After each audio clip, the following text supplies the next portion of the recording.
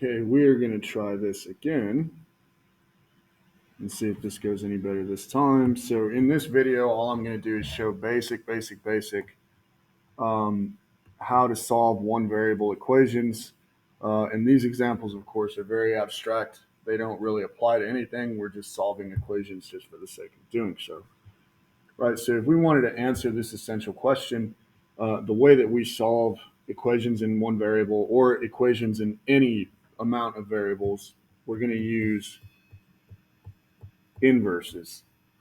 And we'll get very accustomed to inverses. You that have had me for geometry, of course, also know that inverses are imperative in algebra and in many logical concepts therein.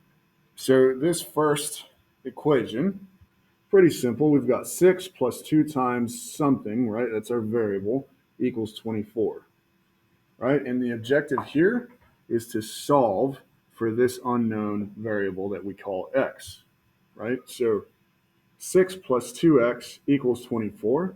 So there's two analogies that I make when you're solving an equation. One is to think of it as we're trying to get x by itself, right, or whatever the variable is by itself, from the outside in, right? So we see that this 6 here is the furthest thing away from the x sitting here, right? So we need to get rid of this 6 first. So we do the inverse of a positive 6, which is to simply do minus 6. So I'm going to take 6 away, and what I do to one side, I must do to the other, right? Otherwise, it's not algebraically sound. You'll remember that from Algebra 1. What you do to one side, you do to the other. Equation must be balanced. Either way, when we do that, we have 2x equals 18, right? Now, another way to look at this would be to think of doing the order of operations, GEMDOS or PEMDOS, depends on who taught you. But you do the order of operations instead of going this way from grouping and then ending at add subtract at the end.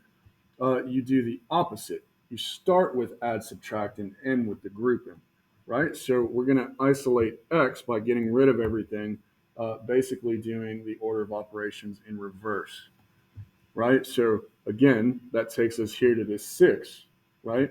We can rewrite this here as 2x plus 6. And here we see we have addition subtraction, which of course is what we would take care of first if we're doing the order of operations in reverse. Either way, minus 6 is what we would do, right? What we do to one side, do to the other. We still arrive here at this next step. Okay, so now we only have one thing making the x not by itself, quote unquote, and that is multiplication by 2, whose inverse, there it is again, whose inverse is to divide by 2. And that's all we do. And therefore, x is equal to 9. And we see if we plug back in for x, right, x is no longer unknown. So if I plug back in for it, instead of 6 plus 2 times x, I have 2 times 9. That should give me 24, just like I have here on the other side. Let's see if that's true. 2 times 9, so now we're doing the order of operations in the correct order, right? We're just doing arithmetic at this point. So we now have 6 plus 18, which of course does in fact equal to 24, and we know that this is our correct answer. Okay, so it really is just that simple. So let's look at another example. 1/3 times y equals 15. Okay, so we must do the inverse of multiplying by 1/3. That means we're going to divide by 1/3, right? And when you're dealing with fractions, always keep in mind, right? Division by a fraction, or division by anything for that matter, division by a fraction is the same thing as multiplying by the reciprocal, right? So dividing by 1/3 is the same thing as multiplying by the reciprocal of 1/3, which is 3/1, right? Reciprocal, again, remember, it just means to flip the number over. So that's exactly what I'm going to do. I'm essentially just multiplying by 3/1, or just 3, right? And what I do to one side, I do to the other. So if I multiply by 3 on that side, I'll multiply by 3 on this side. So I have 3/1 times 1/3. Well, 3's will cancel. That leaves us with just 1y is equal to 15 times 3, which is 45. And again, if I plug my answer back in, I have 1/3 times y equals 15, which is basically 1 over 3 times 45 over 1, or just 45 over 3, which of course we know is 15, so this answer is correct. Let's do another one. So this one's a pretty simple example here, right? We're going to make use of GEMDOS in reverse again. So we're going to say plus 7 to both sides. That, of course, gives me 10z is equal to 50. Now we get rid of the multiplication by 10 by dividing by 10. We now have z equals 5, right? And if I plug back in, so 10 times z minus 7 should be equal to 43. Well, and we have 50 minus 7, which of course, in fact, does equal 50, or 43, sorry. So that one checks out. And last example on here. Okay, so this is the same example if you had me in class for this day as in the do now, right? All we would do here, so we see we have an x on one side and also on the other side. So we have variables. The variable that we're in fact solving for is on both sides of the equation. So what that means is we're going to want basically our equation to look like this, where we have simply x on one side, constants on the other, right? And of course, right now we look at it here, it obviously does not look the way that we need it to for us to, just simply solve it. So first thing I need to do is take care of this. I'm going to want to distribute that 3 so that I can get some like terms that I can combine, and then I can do some algebraic manipulation to make our equation look a lot prettier. All right, so distribute, so that's going to give me 3x plus 6 plus 4 equals 5x plus 7. Okay, I'm going to combine like terms here and here. These are both constants, so that plus 6 plus 4 gives me 10, so 3x plus 10 equals 5x plus 7. Now, I want to take this 3x and combine it with this 5x over here, and I do that again by utilizing inverses. So the inverse of a positive 3x is to do minus 3x. When I do to one side, do the other. And I want this plus 7 to come over here so that I can combine it with its constant counterpart. And its inverse, again, I still need to use inverses. Its inverse would be minus 7. And what I do to one side, I do to the other. Right, so this would cancel. This here is going to leave me with just a positive 3 on the left side of the equation. These combine to give me a, positive 2x.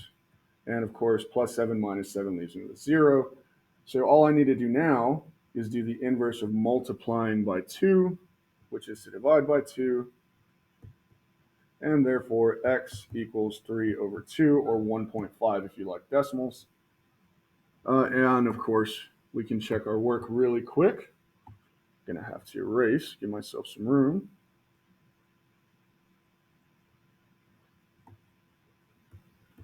Okay, so we have 3 times 3 over 2 plus 2 plus 4 equals 5 times 3 over 2 plus 7, right?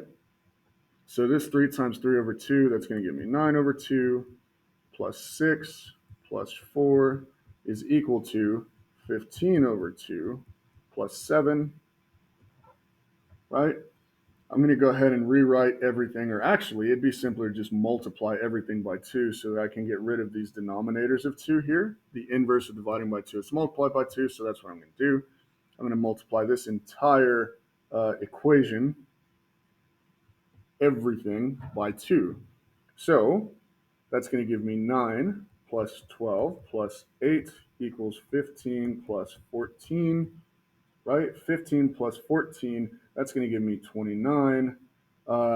9 plus 12 plus 8. So that's going to give me also 29, which in fact is our algebraic identity that we're looking for. So we know that this is the correct answer. So here's some more difficult examples. I'm going to go through these pretty quickly. So number one, an example like this, well, we see we have variables on either side. So we know what we need to do. I'm going to do minus 6a here. What I do to one side, I do to the other. And I'm going to do plus 8 here. And what I do to one side, I do to the other there. That's going to give me 4a is equal to negative 1, right? And final step, a is therefore equal to negative 1/4 or negative 0.25 if you like decimals, right? And I'm not going to bother about checking my work there just for the sake of keeping this video short. Okay, so here we see it again, but this is a little uglier, right? Here on number 2, our green example. I've got a fraction here, and again, referring back to what I did here on number 4 earlier, right? All I did was multiply by the denominator I wanted to get rid of. So I'm going to do that again. I'm going to get rid of this division by 3 by doing its inverse of multiplying by 3. And what I do to one side, I must inherently do to the other. So what we end up with is this 3 must be distributed into here. That's going to give me 3c plus 6 equals, well, this division by 3 is going to cancel with the multiplication by 3 here. They're inverses. So that leaves us with simply our numerator, what's on top, 2c plus 10. And we see now we've got a way simpler equation to deal with. So I'm going to combine like terms. So minus 2c, minus 6, minus 6. That's going to give us c is equal to 4. And we're finished with that one. And one more. So here we see an ugly fraction, but we see we have some simple arithmetic on top that we can do to maybe simplify this, right? So come off to the side here and let's do this separately. So 13 minus 8 all squared. So 13 minus 8 is 5. Squared, of course, is 25. So what we've actually got is 25 over 5 minus 3d. Other side, we have 4 minus 2d. 25 over 5, of course, is simply 5. So that already looks a lot more manageable than it did. Okay, so I'm going to add 3d to both sides. So when I add 3d to both sides,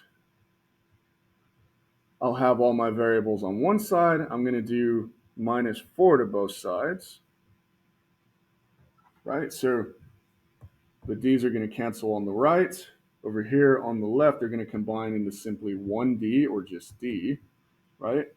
And this will cancel here. 5 minus 4, of course, is 1. Therefore, d must be equal to 1. Okay, so that's all for this video. Obviously, if you need anything, let me know. And yeah, that's it. Goodbye.